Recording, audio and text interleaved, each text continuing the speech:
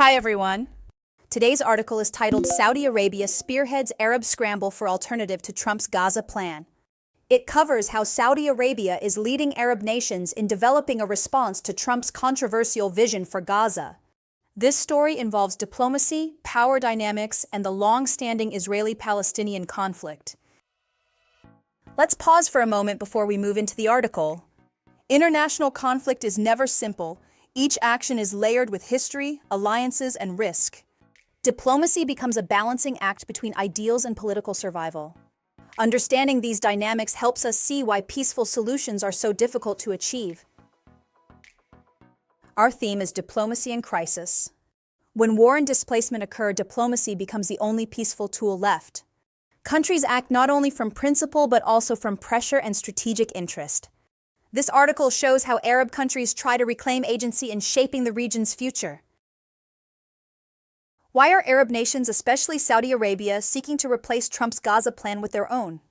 What does this tell us? Saudi Arabia sees Trump's Gaza plan as one-sided and politically risky.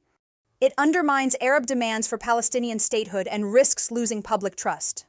Many Saudis are outraged by the suffering in Gaza, and Saudi Crown Prince and Prime Minister Mohammed bin Salman must respond carefully. The region is watching how Riyadh balances ties with the U.S. and support for Palestine. By promoting Egypt's alternative plan, Saudi Arabia sends a strong diplomatic signal.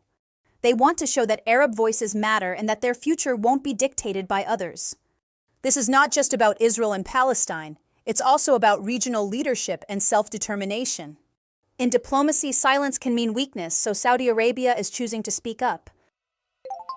Now, to understand this article better, we need to familiarize ourselves with key vocabulary.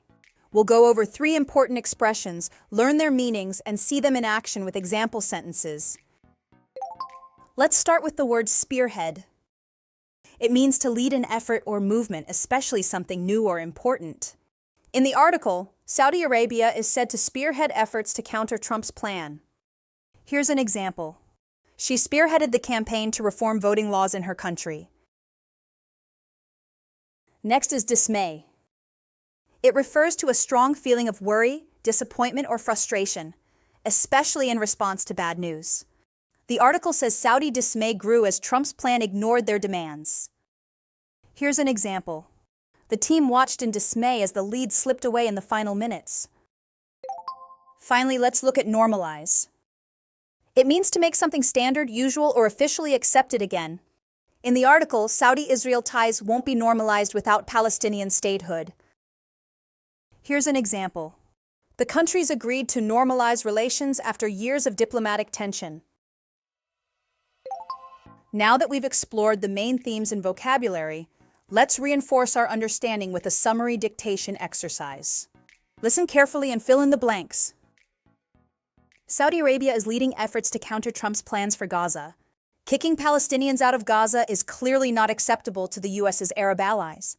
Egypt has proposed internationally led reconstruction, a 2-state solution, and a Palestinian committee governing Gaza without Hamas.